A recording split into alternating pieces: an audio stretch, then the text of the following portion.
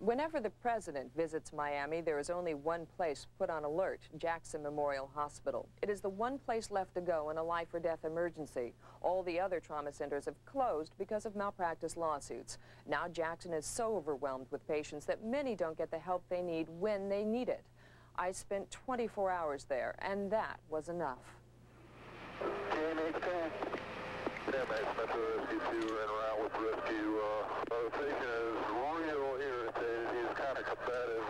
I didn't know what to expect to see or to hear or to feel before I walked in the doors of the trauma center.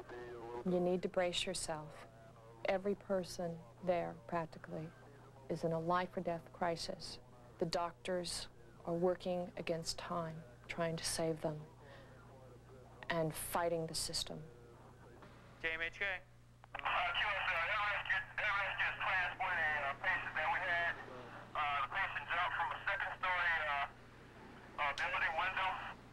JMHK. We've got 33-year-old conscious male with gunshot wound to the left elbow.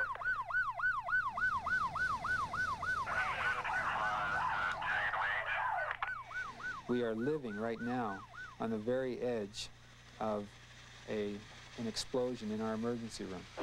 Jackson, this is Metro Rescue 3, Priority 1. We are dealing with 3 to 5 gunshot wounds a day. Away with Rescue 3. 5 to 7 major car accidents a day. Less than a minute away from your facility. Patient condition is still unchanged. He is very agitated. And that doesn't include the weekends where everything doubles. That's a QSO Rescue and transport the patient directly to trauma room 2. Directly to trauma room 2. Mom! Call 188-175 for him. Get the away from me, man. Hey, man. Relax. You're gonna be okay. Taking them off my shoes. The first guy you notice is George Rabaza. He's on the front lines of the trauma center. His right-hand man is Jorge Sosa. And then the doctor that puts them all back together again is Ray DeLorenzi. Inside the trauma center, you see what they have to deal with every day. Put me under. Okay, we need to call 186. Put me under. The main problem here at this hospital exists in the operating rooms. We only have 20 operating rooms to work with, and a very limited number of recovery room beds and intensive care unit beds. There's a competition between elective surgery and emergency surgery here in the institution. And that competition continues every second of every day and night. DeLorenzi is probably as all-American as you can get, even though he's Canadian. He was a professional athlete who became a doctor. He's an achiever. How you doing? The best roadblock I hit is when I meet my patient for the very first time. And the very first questions he asks me is, well, when is my surgery? Because I may have explained to him already after that first meeting, okay, this is what you need. You need an operation. You may need to have an operation on your thigh. You may need to have an operation on your elbow. We're going to reconstruct your knee. And he says, well, when can I have it done? And my most frustrating time is right there, when I have to say to him, I don't know. How many hours has your mother been waiting here? Since 10 o'clock last night. So that works out to be what? Today's 6 o'clock. So nearly a full day. Right. So she's just waiting here. Right. With no privacy. No. Correct. And not being able to sleep, comfortably. And the doctors are doing as much as they can. It's just not enough to go around with so many people. What type of operation does she need? Okay, from what I do understand, she has supposedly, not verified yet, cancer on the throat. There's a big tumor on the throat that needs to be removed. I may bring them in the hospital, be ready to do surgery on them, and find out at 6 o'clock in the morning when I hit the emergency room that I have 3 open fractures, or I have 3 people with limb-threatening emergencies that didn't get done the night before, that I have to bump my entire elective schedule and do those cases. This little kid is a 4-year-old who was struck by a car in the right leg, and he has an open fracture of the right knee. And we would like to take him to the operating room, but we need to clear his belly. So I'm in the process of doing that. Okay. That's why you contacted us, pediatric surgeon. All right, good. So we'll take him to the CAT scan room and take a look at his belly. Yeah. How you doing, little guy? You all right? They're awesome. Okay. Do you like this little cover? kind of hard, eh? Do you sometimes feel like the emergency ward is a MASH unit and you're in the midst of some war? Oh, absolutely. And I'm not even sure if it's a war of attrition or if it's a war of survival after a while. It gets to the point where you get so frustrated and so upset about the care that you're giving that you really can't even look in the mirror in the morning. And you say to yourself, there's got to be a better way to take care of people. Jackson, this is Metro Rescue 3 Priority 1. It's JMHK. Yeah, I have about a 20-year-old male shot in the head. He's lost at least one full unit or more.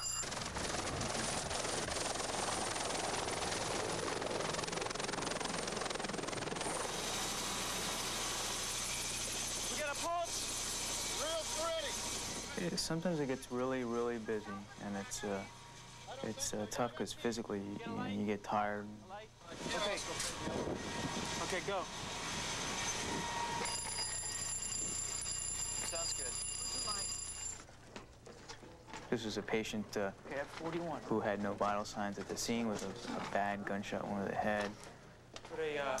Put the monitor on. Well, when the gunshot victim was brought in, he was out cold. Go. So call it. Skull and a C-spine. Call neurosurgery stat. 186151.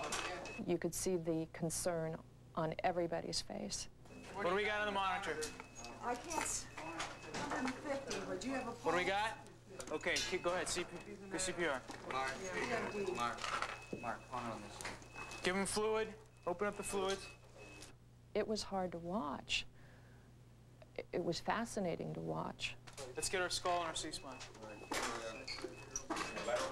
And they worked, and they worked, and they worked. You gotta put a collar on. It's kind of loose. And then George had to say stop. That's it. So there's a time we're calling. Calling it at 9:44. 9:44. And the room went still for a moment, for a beat.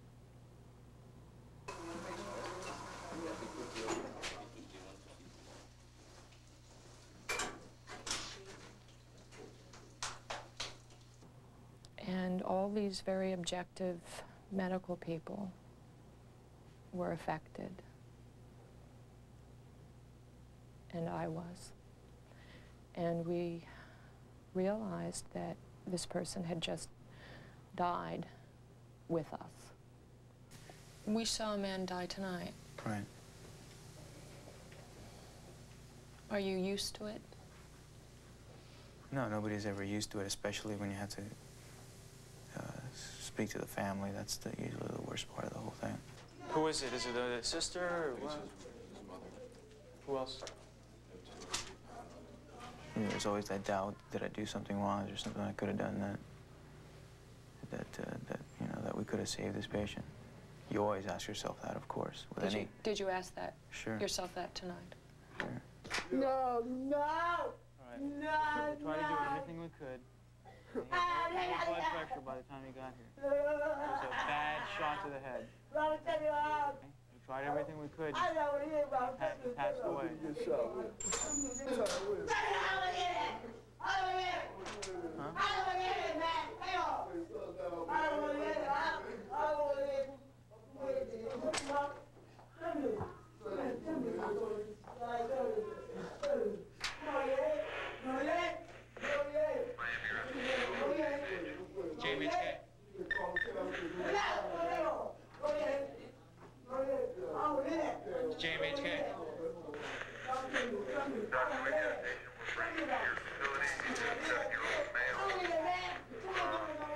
Is it hard to come off of that and move on to the next patient? Because you have so much to do, you have to move on. They work in a continual state of exhaustion. On George, I could see it. George, did you call CT? For what? For his head CT? Yeah. got 250. No, let's call now. You about to call. George, I got 250. Help me close it. It looks clear? Completely clear? It's gonna be negative. It's not completely clear. His capacity to juggle all these patients and all the information and to keep them straight was an amazing feat. Transport the patient directly to trauma room 2, directly to trauma room 2. When nighttime comes, Miami starts jumping. Gunshot wounds, drug deals gone bad, stab wounds, and it's particularly worse, weekend nights. 120 call. What happened, man? Somebody shot me, man. The kid was a good kid. He was very brave. At the start of the trauma, he was saying, "Do what you can to save me." That's that QSO rescue. Go ahead. And he was scared to death. He wasn't fighting the pain. He was being a very good patient. I went through the back window, I tried to duck, but it nipped the side of my head, just nipped. I think it ricocheted from the side of my skull. Every time I bite, I feel it on my temple. As soon as they got those x-rays back, which was within the space of a few minutes. It's right there, talk about that. The doctors were looking and pointing and smiling, and I could see the bullet in the x-ray, clear as day. See the paper clip? It's the entrance wound. We marked the wound. And the bullet's right there. And so, It looks like it's probably right underneath the skin. so this may not be so serious? May be very lucky. And as soon as they discovered that he would live and probably walk away within a short period of time, they were putting him at ease and they were joking right there in the trauma center.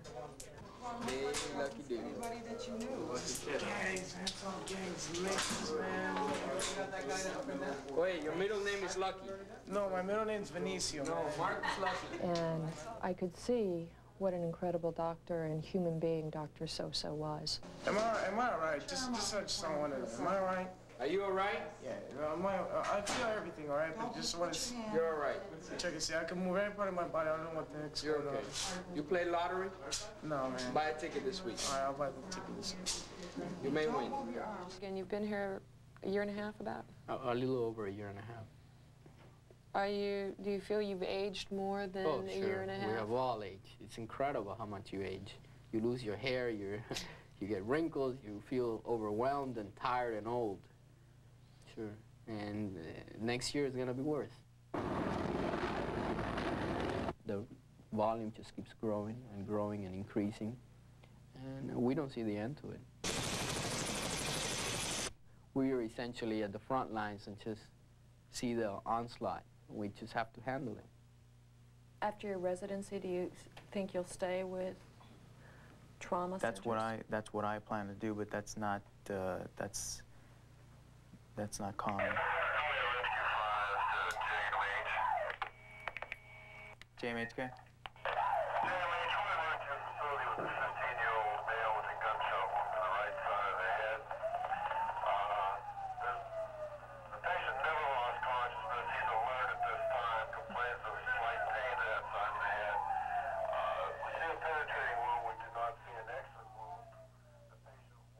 I don't think Miami knows what a horrible position it's in right now. At this time, the patient is conscious and alert. The patient's lost some blood. Slowly, one by one, the other trauma centers have faded away as a result of the problems with malpractice, leaving only Jackson, for the most part, to handle trauma cases. I've gotten to the point where I felt that I no longer could give the quality of care that I promised I'd give when I took my oath as a physician, to hurt no one and to give the best I could. I can't control the pain anymore. I can't wait. I feel that unless there's some sort of change, and it's quickly, that I'll have to go somewhere else to give my care, because I just cannot believe that there's no solution. Actually, it's gotten to that point. It's gotten to the point where I'm on the verge of leaving.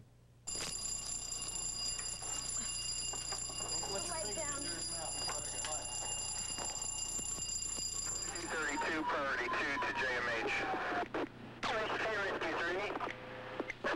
We have a 9-year-old white male was struck by an auto.